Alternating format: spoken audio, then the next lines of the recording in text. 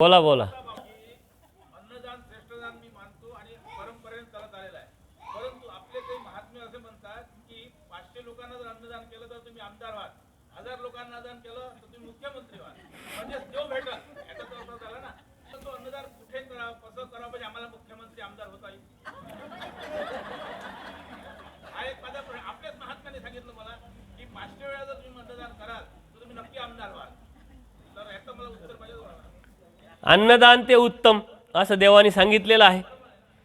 ते जे तत्व आहे कालच मी सांगितलं, त्या विषयाला थोडा स्पर्श केला. अन्नदान ते उत्तम आहे, कारण त्या अन्नदानाच्या माध्यमातून माणसाला समाधान होतं. बघा, तुम्ही आम्हाला जेवण देत असताना कितीही आवडीचा पदार्थ असला तो आम्ही खिशात घालून नेतो का? कारण त्याला लिमिटेशन आहे. पोट भरलं पंच, आता तुम्ही अगदी कितीतरी पदार्थ चांगले आले तरी आम्ही घेऊ शकत नाही. पैशाच्या बाबतीतच आहे का? तुम्ही किती द्या, आमच्या एक पिशवी राहते बाजूला, नाही तर सद्भक्त राहताच. त्याला समजत नाही, लिमिटेशनच नाही. म्हणून उत्तम. परंतु ते कर्मराटीचा सिद्धांत आहे, तो दैवराटीचा सिद्धांत नाही. त्या अन्नदानामध्ये अयतुक भाव, परमेश्वर प्राप्तीचा भाव तुमचा जर असेल तर तो सिद्धांत इथला आहे. बाकी आमदार खासदार होण्यासाठी अन्नदान, आता त्या आमदारांनाच विचारावं लागेल कुठं अन्नदान केलं, कोणत्या महानुभावांना खाऊ घातलं. महानुभावांना जर खाऊ घातलं तर तो आमदारच होत नाही, तो खासदारही होत नाही. कारण का? महानुभावांचा धर्म कोणता आहे? निवृत्तीपर आहे. महानुभावांचा धर्म परमेश्वराचा आहे, भक्ती परमेश्वराची आहे. आणि महानुभावांना खाऊ घातलं तर त्याची योग्यता वाढेल, अधिकार वाढेल, त्याला बोध होईल, त्याला वाटेल ते राजकारण गेलं खड्ड्यात, मला देव पाहिजे. म्हणून मानवांना खाऊ घातलं तर कधी तुम्ही आमदार होणार नाही, खासदार होणार नाही. आणि दुसऱ्यांना जीव घातला ते दृष्टपर खाऊ घालताय, त्याच्यामुळे त्यातूनही आमदार खासदार होता येणार नाही. त्याच्यामुळे अन्नदानातून असं काही होता येतं, हे अत्यंत मूर्खपणाचं लक्षण आहे. आता कोणी सांगितलं ते सहज गमतीनं सांगितलं असेल, तुम्ही गंमत केली, त्यांनी गंमत केली असं समजायचं, सोडून द्यायचं. तर तो एक संस्कार आहे. राजकीय लोक करत राहतात, जिथं गेले तिथं चला अन्नदान करू, हे कार्यक्रम करू, तिथं देणगी देऊ. तर त्यांचं वेगळ्या पद्धतीनं समाज व्यवस्था, समाजाला जोडून ठेवायचं, राजकारण करायचं असतं, मतांचं राजकारण करायचं असतं. त्याच्यामुळे ते करत राहतात, ते करतात म्हणून ते होतं असंही नाही. येतं इतकं सोपा फंडा सांगितला. EVM हॅक करायचीच गरज नाही राहिली. मग एवढले कोटीनं पैसे खर्च करायची गरज नाही राहिली. 5-5, 10-10 हजार मतदानाला पैसे द्यायची गरज नाही राहिली. महानुभावाचे 500 साधू बोलवायचे आणि ते कुठे येतील? 500 काय 1000 बोलवा, तुम्ही सांगा उद्या 1000 साधू पाहिजे. जायचा यायचा खर्च आणि ते बी जे बी आहे पूजा अर्चा ते दिली का ते दिल्लीला येतील, कुठे येतील, काही अडचण नाही तुम्हाला. परंतु असं धर्माभिमान घेऊन या म्हटले तर कुठंच येणार नाही, हे बी लक्षात घ्या. आणि या अशा गोष्टीसाठी म्हणजे तुम्ही आमदार होणार, तुम्ही पैसे कमवणार, आम्ही फुकट कसं काय हो? त्याच्यामुळं असं काही नसतं. हे सांगितलेलं आहे परमेश्वराने का कोणत्या ठिकाणी भजन घडलं म्हणून मग तो राजा झाला, आमदार झाला, आता आजचे राजे कोण आहे? आमदार खासदार मंत्री वगैरे. परंतु त्याच्याकडेनी केल्याने होत नसतं ते. त्याचा प्रयत्न, अर्थता, त्याची वासना आणि त्यातून त्या देवतेची भक्ती करत असताना तिथं घडलेलं अन्नदान, त्यातून त्याला ती पुढं चाल भेटत असते. हे तर सोपा फंडा सांगितला तुम्ही, अन्नदान करा आणि आमदार व्हा आणि खासदार व्हा.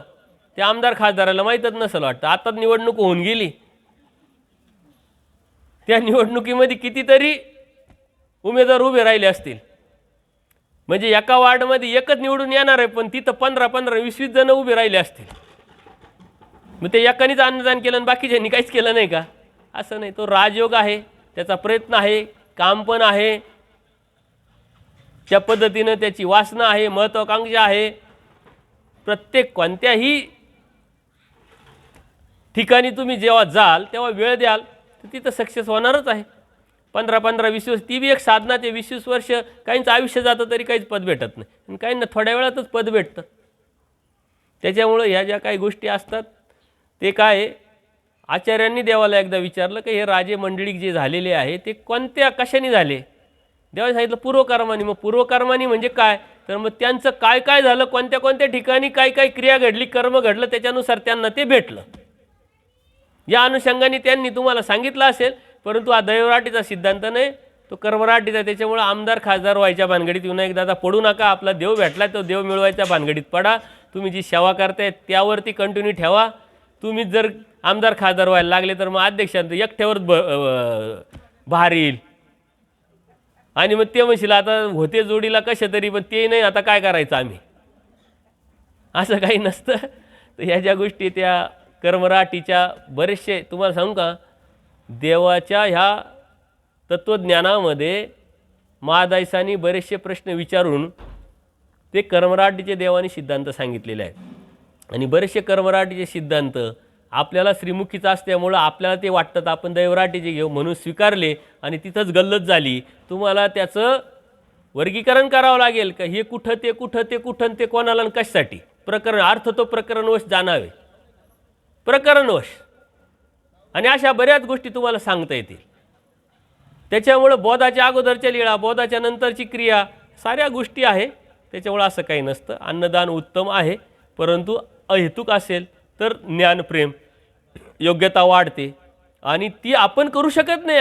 मला वाटलं अन्नदान करावं म्हणून त्याचा स्वीकार होत नाही. परमेश्वराच्या कडेने झालेलं अन्नदान ते तुम्हाला ज्ञान आणि प्रेमापर्यंत पोहोचवणार आहे, हे लक्षात घ्या. त्याच्यासाठी लागते फक्त तळमळ, आर्तता, प्रार्थना, तोची व्हावा तोची भेटावा, ही वासना. आणि परमेश्वराने जे सांगितलं ते करण्याची इच्छा असेल तर परमेश्वर मग ती जोड करून आणि मग ते भजन घडून मग पुढं नेत असतात परमेश्वराच्या कडेनं. ते सामर्थ्याचं कार्य ते परमेश्वर करणार आहे. तुम्ही तर अन्नदान तर आत्तापर्यंत काय कमी केलं आहे का मग? परंतु ते दृष्टपर केलं असल्यामुळं स्वीकारातच पडलं नाही. स्वीकारात न पडल्यामुळं तुमची इच्छा नाही, वासना नाही, हिंमत राहिली नाही. आता कितीतरी भगिनी असेल का त्यांचं काहीच राहिलेलं नाही आणि घरात खूप काही मजा असंही काही नाही आहे, परंतु नाईलाज आहे. पण हिंमत नाही, कळतोय सारं पण वळत नाही का? तर क्रियेचा स्वीकार नाही, त्यामुळं हिंमत राहिली नाही. क्रियेचा स्वीकार असेल तर येनकेन प्रकारे परमेश्वर त्याची जोड आणून त्याला पुढं प्रगतीला नेत असतात. क्रियेचा स्वीकारात बाकीची पुढची प्रोग्रेस असते आणि तो स्वीकार अहेतुक भावाने जर केला तरच होत असते. दृष्टपर क्रियेचा स्वीकार होत नाही, कारण दृष्टपर क्रिया ही जी आहे, हा जो विधी आहे हा देवतेचा आहे. बाह्य अंगाने आपण परमेश्वराची भक्ती करतोय, पण अंतरांगाने देवतेचीच भक्ती करतो. कारण दृष्टपर भक्ती करतो, प्रपंचाची भक्ती करतोय, देवतेची करतोय. आपल्या साऱ्या अधिष्ठान देवतेच आहे. चक्षु अधिष्ठान, बुद्धी अधिष्ठान, मन अधिष्ठान सारे देवतेच आहे. तिथं वाईट विचार येतात, नकारात्मक विचार येतात, याचा अर्थ देवतेचा अंमल आहे. परमेश्वराने तर ते सांगितलेलं नाही आहे. मग त्याच्या व्यतिरिक्त आपण परमेश्वराने सांगितलेल्या तत्वावरती चालायला लागलो का समजायचं देव परमेश्वराचं अधिष्ठान, देवतेचं अधिष्ठान तुटलं, प्रभाव देवतेचा राहिला नाही. देवतेचा प्रभाव असेल तर आपण त्याच्यासारखं स्वाभिमानी आहे, वंचकत्व आहे, स्वार्थी आहे. देवता तशाच आहे ना. आपण तसं वागतो याचा अर्थ काय? देवतेचा प्रभाव आपल्यावरती आणि त्यातून तर आपल्याला निघायचं आहे. परमेश्वर निराभिमान.